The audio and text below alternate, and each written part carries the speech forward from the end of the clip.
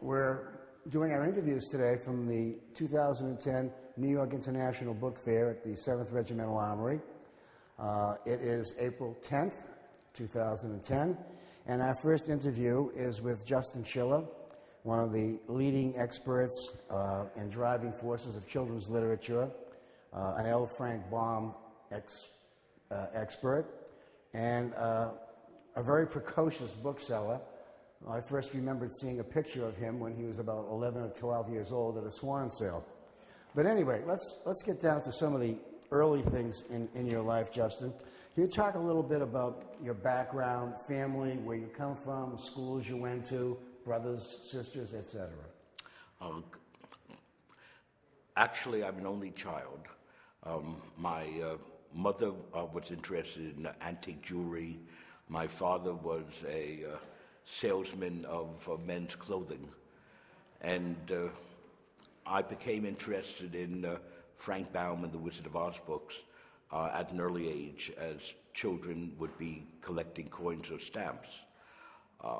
My mother and father would go antique hunting, and I'd be taken along and given 5 cents for every antique shop I was taken to and behave myself. And at the end of the day, there was always enough money just to buy one book. So these were usually in Philadelphia. And we went to Leary's, and I picked up an Oz book. And that's what started my buying the Oz series. Eventually, this led to a small collection from going along 14th Street and the Book Row of America. People at the bookshops would hold things for me, and gradually my collection developed. That in 1956, Columbia University had the first recognized exhibition of Frank Baum for his centenary, being born in 1856. And there was a small article in the newspaper saying that they were looking for a few items that they still couldn't find, if anyone knew their location. And one of the items I had picked up on 4th Avenue. So at the age of 12, I became the youngest lender to Columbia University Libraries in its 200-year history. And that's what propelled me very much into the rare book scene. I had met Howard Mott through that exhibition, and Roland Bauman, who was the curator of rare books, and they guided me to understand professionally the history and professionalism of antiquarian books. It was also a special year in 1956 that the MGM movie, The Wizard of Oz, was being revived, not for any association with Baum, but just as an occasional revival. They had done one again in the 1940s and originally came out in 1939. The producer wanted to have Bert Law, who was available for the showing, for the airing, to have a first edition of The Wizard of Oz to read from, to lead into the movie. And through the booksellers, I was contacted, and my parents brought me down to, I think it was CBS, with my first edition to loan to Mr. Law. And Judy Garland was performing in a nightclub in Brooklyn, and they were hoping to also get her. Instead, Miss Garland sent her daughter, Liza Minnelli, in the limousine that had been sent for her.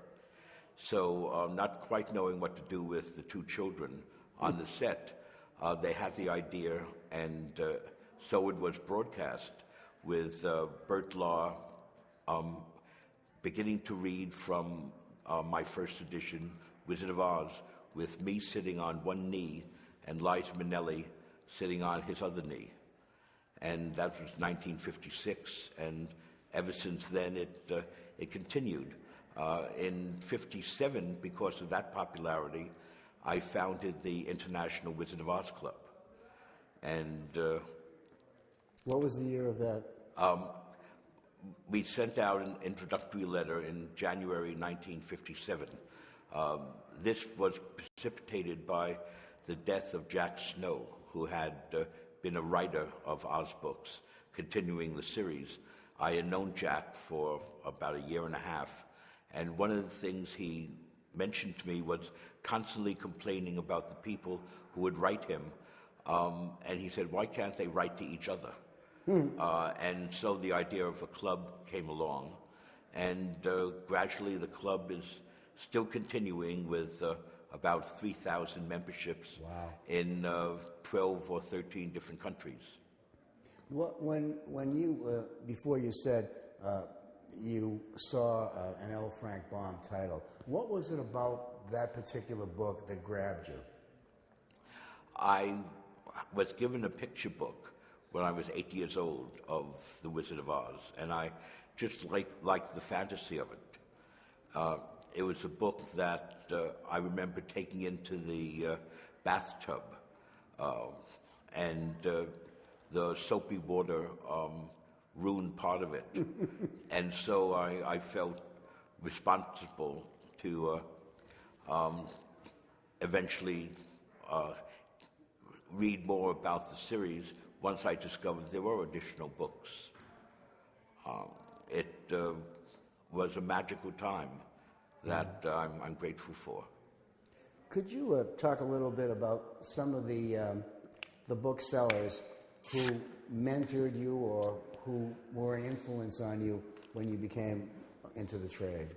Well, it began in 1960 when Howard Mott and his wife Phyllis were exhibiting at the first New York Book Fair. I was in high school, and having developed a friendship with him and purchasing the inexpensive items from him from my Frank Baum collection, I went into the book fair, and he and his wife let me take over his booth while they went out for drinks and Drinks, dinner. of course. And I remember being able to sell a first edition of Winnie the Pooh for them in dust jacket for $25. Wow. At the 1960 fair. And it was remarkable. I felt the excitement of all the dealers, and hoped one day I'd be part of it. Also, I had applied for membership in the association after the fair. And Walter Schotsky was a president of the ABAA at that time. And Walter sent me a letter, and when I was be finished with my semester at college and be back in New York, to please come and visit him.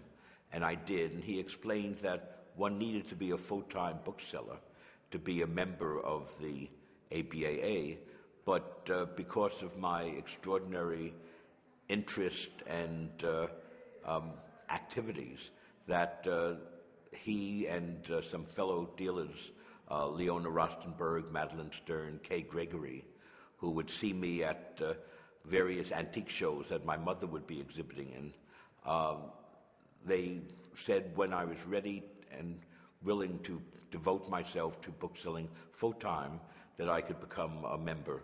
And indeed, after graduate school in 1966, I submitted an application, and February 1967, I was elected into the ABAA.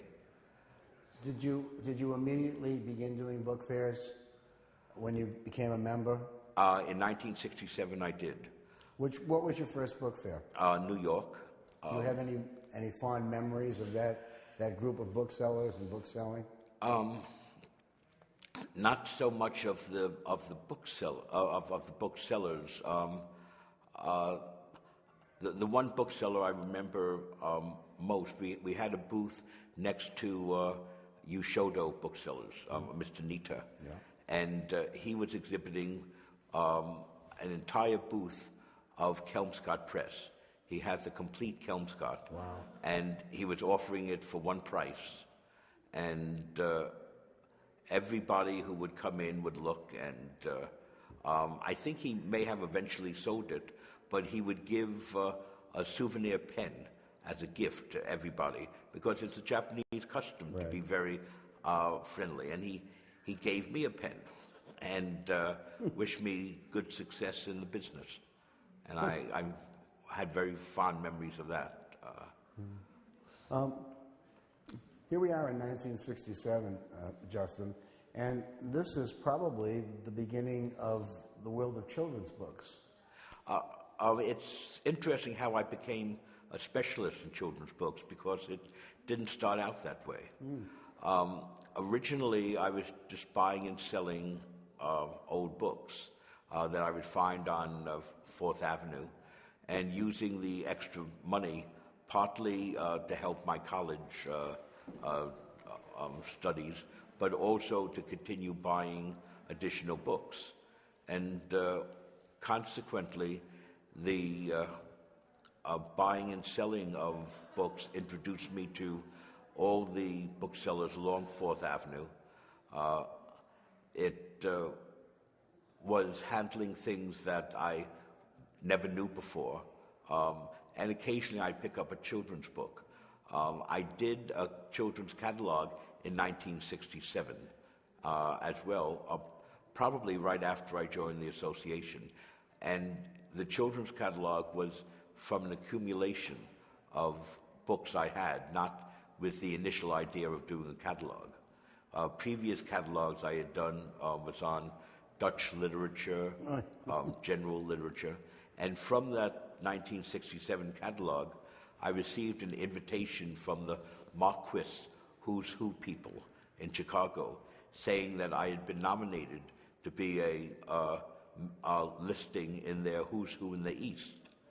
And I thought that's fantastic. And it was based on my having issued a children's catalog.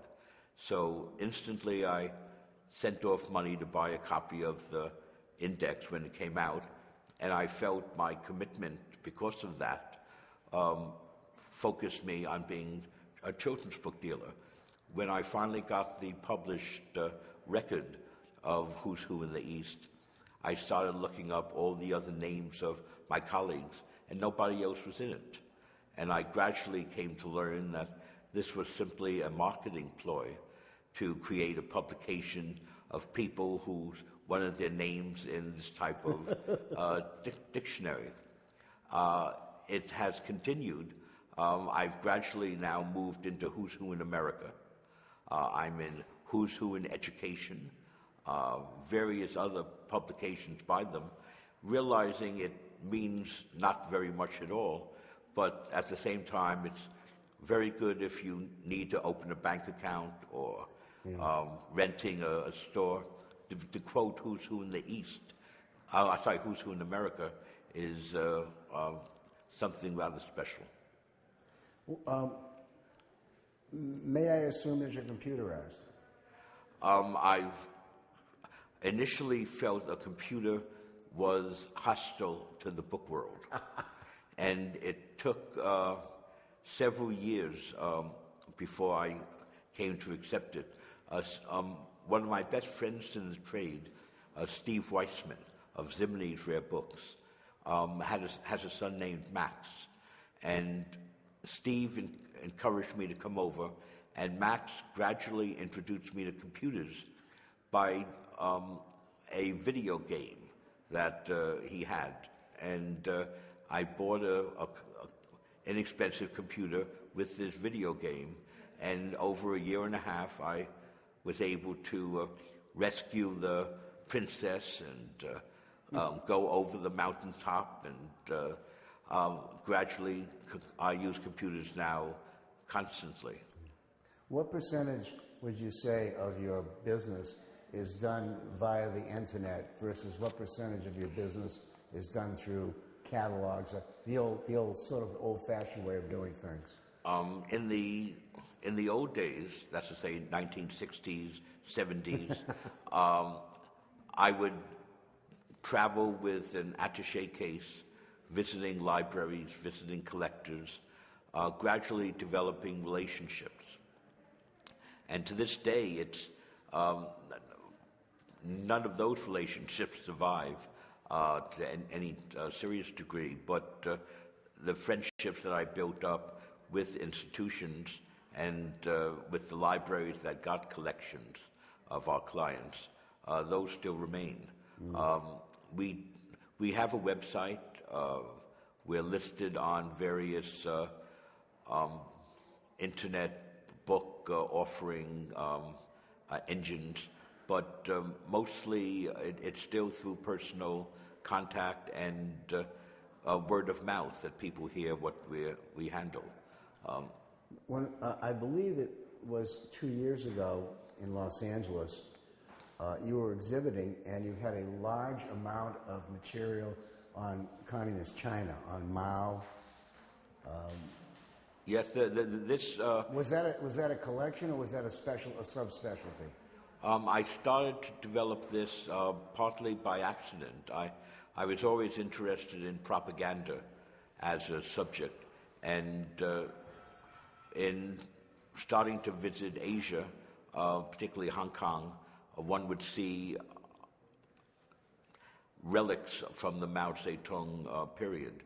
On my first trip to China in 1998, I couldn't imagine the quantity of things that I saw, and I ended up renting a warehouse in, I think it was in Shanghai, and we started to accumulate purchases of Chinese statues. Wow. And by the year 2000, it had turned into a rather serious specialty. Sotheby's had just introduced Sotheby's.com, and they asked each of the major dealers, I think, to contribute one item for a test auction. I gave them a choice.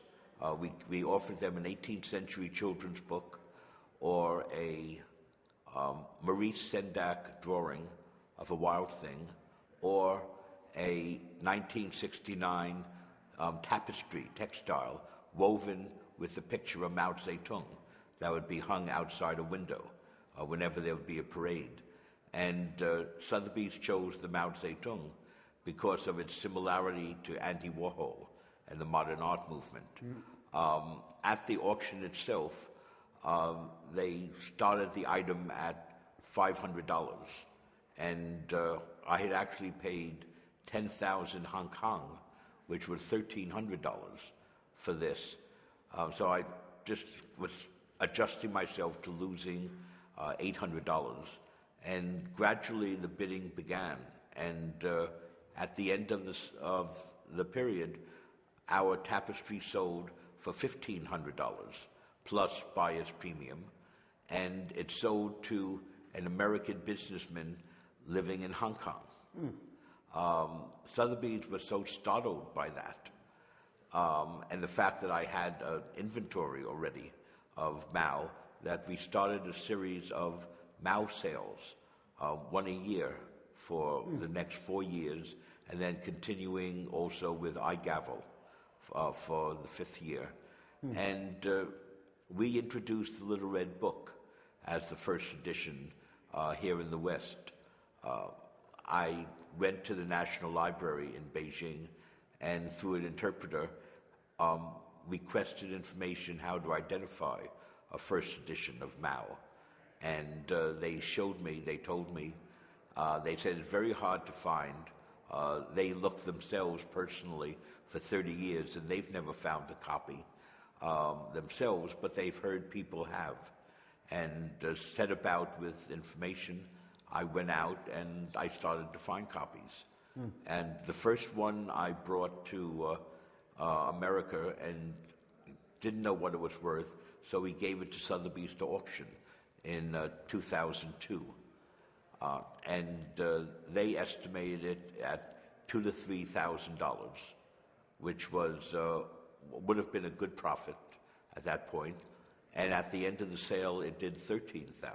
Wow. And I thought I was onto a good thing. And since then, it's only continued. I came to recognize that of the initial things I bought, I lost about $30,000 in buying fakes. And I decided to learn how to identify the fake reproductions and such of Mao memorabilia. In 1993, this was his centenary, and many things were remanufactured in memory of him, not intentionally to be sold as forgeries. But the dealers do what they do, and some of them scraped off the 1893-1993 on the bottom of porcelains and sold them as vintage. So once I realized the difference, we set about very seriously in finding legitimate, real items. And this has now developed into a very strong market. The Asian Society 2 years ago, in 2008, had a major show, the first in America, of Mao's revolutions and propaganda art. I remember I was quite taken with the fact that all of a sudden I was going to look at a children's book and I saw a gazillion things dealing with Mao.